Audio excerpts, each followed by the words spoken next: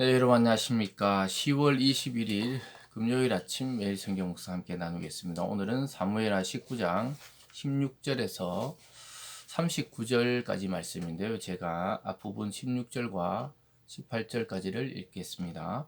바후림에 있는 베냐민 사람 게라의 아들 시므이가 급히 유다 사람과 함께 다윗을 맞으러 내려올 때 베냐민 사람 1000명이 그와 함께하고 사울 집안의 종 시바도 그의 아들 15과 종 20명과 더불어 그와 함께하여 요단강을 밟고 건너 왕 앞으로 나오니라. 아멘. 오늘 본문의 말씀을 통해 아름다운 관계라는 제목으로 말씀을 증거하겠습니다. 다윗은 이제 아들을 잃어버린 슬픔을 뒤로하고 다시 왕궁으로 황궁하는 것을 보게 됩니다. 하나님의 계획과 작정과 또 하나님의 사람들을 통해 다윗이 다시 왕권을 회복하는 중인데요. 그 왕궁으로 가는 길에 오늘 특별히 세 사람을 만납니다.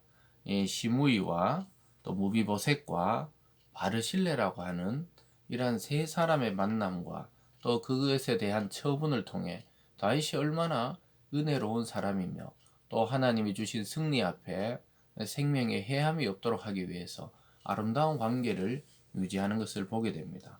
사랑하는 여러분, 우리가 권력이 있거나 또 권한이 있거나 또 어떤 위치에 오를 때 우리의 태도와 또 이 마음의 포용성, 관용 이런 것은 굉장히 중요하다는 것을 보게 됩니다. 다윗은 자기가 하나님의 은혜로 다시 왕이 되려고 황궁할 때 일어났던 또 자기가 왕궁을 떠날 때 오히려 저주했던 사람도 용서하고 또 따라 나오지 않았던 그 무비보셋에 대해서도 오해를 풀고 그리고 또한 자기를 환대했던 바르실레에 대해서도 적절한 상을 내리는 것을 보게 됩니다.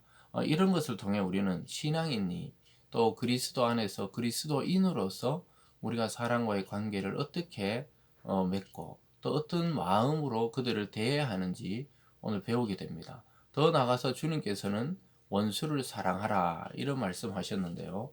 이건 굉장히 어려운 계명입니다. 여러분 실제로 우리를 공격하고 욕하고 또 대적하는 자를 사랑한다? 거의 불가능에 가깝습니다. 그러나 하나님의 은혜를 주시면 그 상대에 대해서 이해가 가기 시작하는 부분이 생기기 시작해요. 그 조그마한 그 이해 또 여유 그것을 통해서 상대방을 다시 바라보는 기회들이 생기게 됩니다. 그것이 은혜죠. 오늘 다윗이 바로 하나님의 큰 은혜로 돌아오면서 더 이상 생명에 해함이 없도록 하는 조치를 취하는 것을 보게 됩니다. 그것이 첫 번째 시므이죠. 시므이라는 사람은 여러분 앞에서 봤듯이 다윗이 급히 왕궁을 비우고 요단을 건너려 할 때 끝까지 따라오면서 뭐 돌을 던지고 저주하고 그랬던 사람입니다.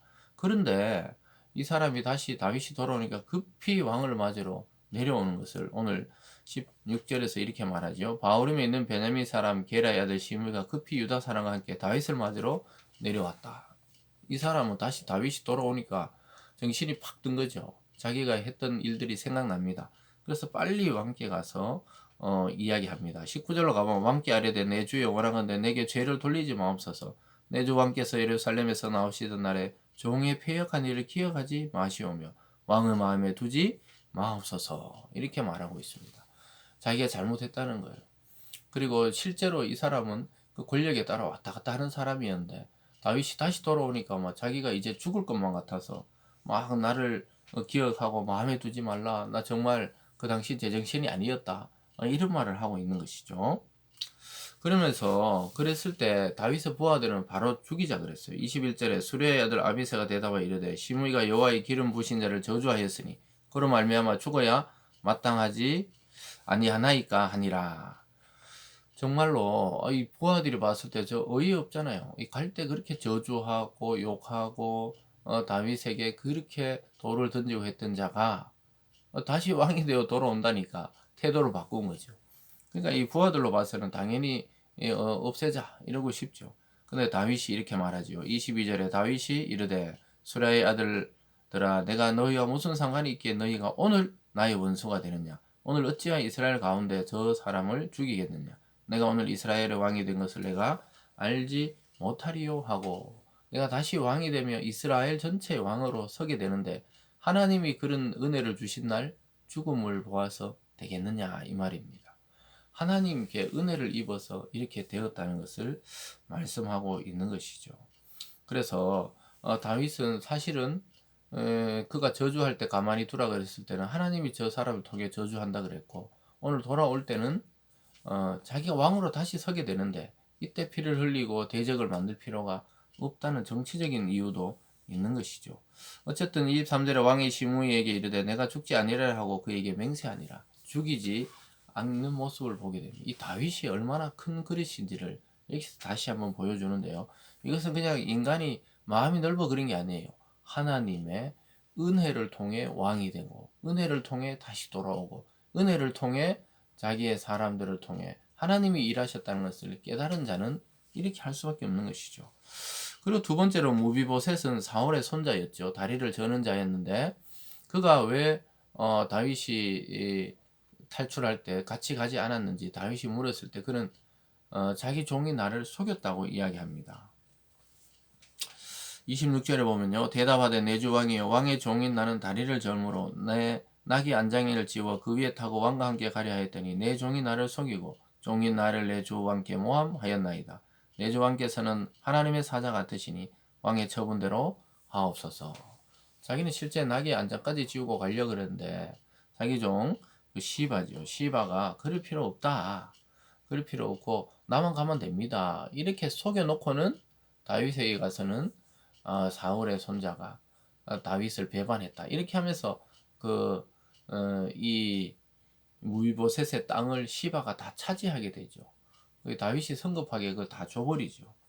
이걸 이제 진심을 알았다면은 다시 돌려줘야 되는데 다윗은 그 시바에게도 상처 주지 않고 또 무비보셋도 그 권위를 회복하려고 반반 나누라고 이야기해요. 29절에 가보면 왕이 그에게 이르되 내가 어찌 또 내 일을 말하느냐 내가 이르노니 너는 시바와 밭을 나누라 하니 무비보셋이 왕께 아뢰되 내 주 왕께서 평안히 왕궁에 돌아오시게 되었으니 그로 전부를 차지하게 하옵소서. 저는 땅이 필요 없습니다. 왕이 돌아왔으면 됩니다. 이게 진심이에요. 그렇지만 이 시바 무비보셋을 속였던 시바도 왕 다윗이 내치지 않고 반반씩 돌려줘서 다 자기 나라의 백성이 되게 하고 또 죽지 않게 하는 것을 보게 됩니다. 다윗이 이게 다시 왕이 되면서 베풀었던 이 은혜는 상당히 신앙적인 사상을 담고 있는 것이죠. 오늘 마지막으로 바르실레라는 사람을 다윗은 어떻게 대하느냐 하면 바르실레는 다윗이 피난 왔을 때 그를 공개, 즉 다윗이 먹고 자고 또 누울 수 있도록 그런 모든 편의를 제공했던 사람입니다.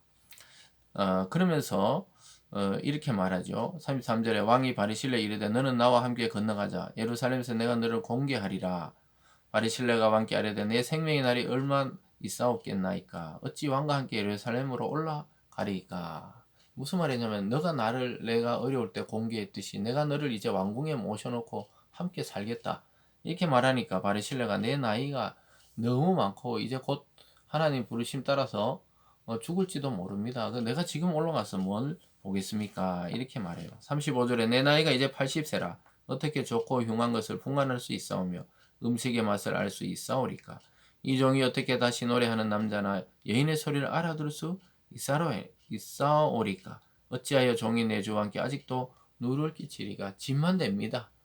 내 나이 늙어서 이 고향에서 그냥 죽게 내버려 두십시오. 이런 겸손한 모습을 보이면서 차라리 데려가려거든 자기 아들을 데려가라고 이야기합니다. 37절 끝에 보면요. 그러나 왕의 종 김함이 여기 있사오니 정하건대 그가 내 주 왕과 함께 건너가게 하시옵고 왕의 처분대로 그에게 베푸소서 하니라. 이 젊은 김함을 데려가세요. 자기의 이 영광을 누리고 싶죠. 나이 들어도. 그렇지만 자기는 이제 고향에서 조상의 묘실에 옆에 눕고 싶다. 이렇게 말합니다. 그래서 왕이 그를 데려가고 그에게 큰 은혜를 베푸는 모습으로 이 장면이 끝이 나게 돼요. 어쨌든 승리하고 돌아오는 이 다윗은 용서하고 포용하고 사랑하는 아름다운 관계로 모든 이 일들을 정리하는 것을 보게 됩니다. 사랑하는 여러분, 저와 여러분의 삶에 여러 가지 이 관계를 맺고 사는 이 주위에 인물들이 있죠. 그것을 우리가 바라볼 때 그리스도처럼 오늘 다윗처럼 그 신앙의 관점에서 용서하고 회복하든가, 아니면은 그대로 두든가, 아니면은 완전히 자기의 다시 이 친구로 삼든가, 이러한 방향성을 잘 잡아야 인생이 혼란하지 않고 하나님이 주시는 그 아름다운 관계를 유지할 수가 있게 됩니다. 오늘 이 하루도 주님이 주시는 그러한 일들이 여러분 속에 일어나기를 바랍니다. 기도하겠습니다. 사랑의 하나님 아버지, 우리 곁에 붙여준 많은 사람들을 우리가 다시 한번 그리스도의 눈으로, 은혜의 눈으로 바라보게 하여 주시옵소서. 감사드리며 예수님 이름으로 기도드리옵나이다. 아멘.